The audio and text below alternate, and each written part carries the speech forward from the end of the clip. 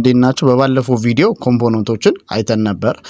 ስለዚህ ተርሚኒስተር ላይ ነበር ያቆምነው። አሁን ደግሞ የሚቀጥሉትን ኮምፖነንቶች አብረን የምንመለከት ይሆናል።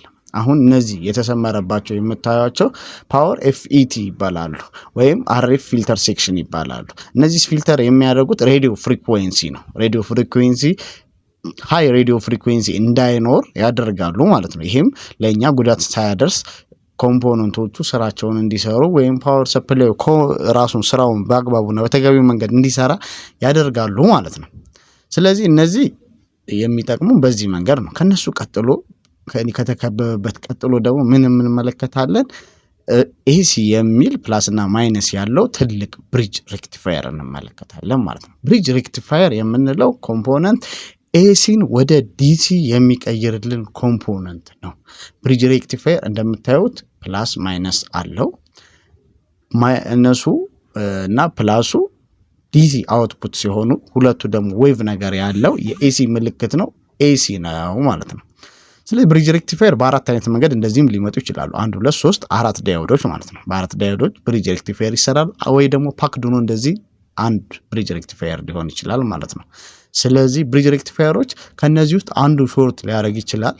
ስለዚህ በኮንቲኒቲ ቴስት ነው ኮንቲኒቲ የሚሰጠን ፓርት ሾርት ነው ማለት ነው። ብሪጅ ሬክቲፋየሮች ፕራይመሪ ሳይድ ላይ ነው የሚገኙት። ከነሱ ኮምፖነንቱን በዳዮድ ሞድ አድርገን በሁለቱም ሳይድ ቁጥር የሚሰጠን ከሆነ ወይ ደግሞ ሜትራችንን ኮንቲኒቲ ላይ አድርገን ሁለቱም ስናገናኝ ኮንቲኒቲ የሚሰጠን ከሆነ ሾርት ነው ማለት ነው። ደግሞ እንደምትመለከቱት ካፓሲተር አለ።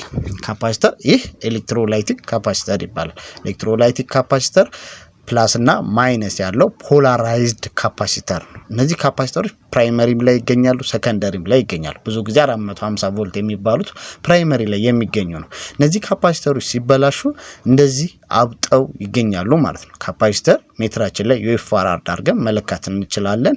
ኤሌክትሮላይቲክ ካፓሲተር ፖላሪቲ ያለው ፕላሱን በፕላስ ማይነሱን በማይነስ ነው ምንገጥመው ማለት ነው። ካበጡ እንደዚህ ምልክት ይሰጣሉ። እንደዚህ ያበጡ ካፓሲተሮች ችግር አለባቸው ማለት ነው። ያለ ምንም ጥርጥር መቀየር አለብን። ቀጥሎ ያሉት ሬዚስተሮች ናቸው። ሬዚስተሮች ከረንት ሊሚት ነው የሚያደርጉት። ካፓሲተር ቅድም የነገርኳችሁ ፊልተር ነው የሚያደርገው።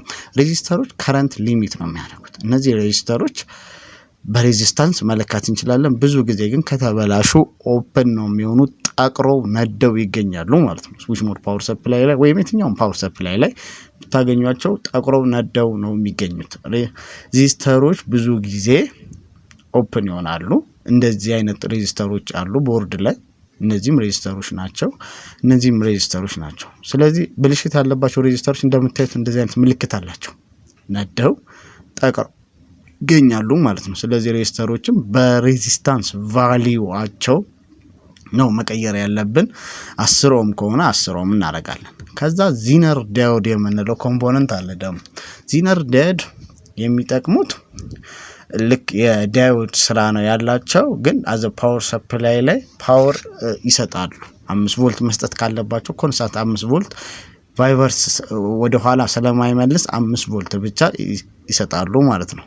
እነዚህ ዚነር ዳዮዶች በተለያዩ ምክንያቶች ሾርት ነው ሊገኙ ይችላሉ፣ ነደው ሊገኙ ይችላሉ። ኮንቲኒቲ የሚሰጡን ከሆነ ሾርት ናቸው ማለት ነው። ቀጥሎ ነን ፖላራይዝድ ካፓሲተር የምንለው አለ። ነን ፖላራይዝድ ካፓሲተር ፖላሪቲ የለውም። በግራም በቀኝም አድርገን ልንበይደው እንችላለን ማለት ነው። ቅድም ያየነው ግን ፖላራይዝድ ካፓሲተር ነው። ስለዚህ ፖላራይዝድ እና ነን ፖላራይዝድ ካፓሲተር ላይ ፈንድተው ነው የሚገኙት። ፊልተር ነው የሚያደርጉት ልክ እንደየትኛውም ካፓሲተር ማለት ነው። ቀጥሎ ዳዮድ ነው። ዳዮድ እነዚህ 4 ዳዮዶች ሲሆኑ ብሪጅ ሬክቲፋየር ይፈጥራሉ። ኖርማል ዳዮዶችም ደግሞ አሉ። ኖርማል ዳዮዶች በሁለቱም ሳይድ ኮንቲኒቲ አይሰጡም። እነዚህ ዳዮዶች ጥቅማቸው አንድና አንድ ብቻ ነው። እነሱም ሬክቲፋይ ማድረግ፣ ኤሲ ወደ ዲሲ መቀየር፣ እንዲሁም ዊዝ ሃይ ፍሪኩዌንሲ ሬክቲፋይ ያደርጋሉ። ስዊቺንግ ዳዮዶች አሉ ሰከንደሪ ላይ የምንጠቀማቸው ማለት ነው። ዳዮዶች እንደዚህ ናቸው። ኮምፖነንቶቹን በደንብ ያዋቸው።